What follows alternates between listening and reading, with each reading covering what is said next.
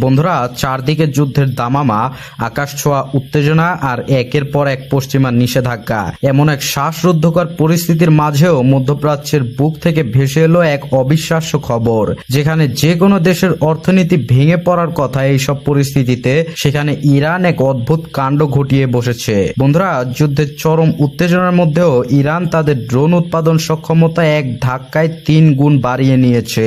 দেশটির ভারপ্রাপ্ত প্রতিরক্ষা মন্ত্রী মজিদ ইবনে আল রেজা আন্তর্জাতিক গণমাধ্যম তাসনিমের কাছে অত্যন্ত গর্বের সাথে এই বিস্ফোরক তথ্যটি নিশ্চিত করেছেন।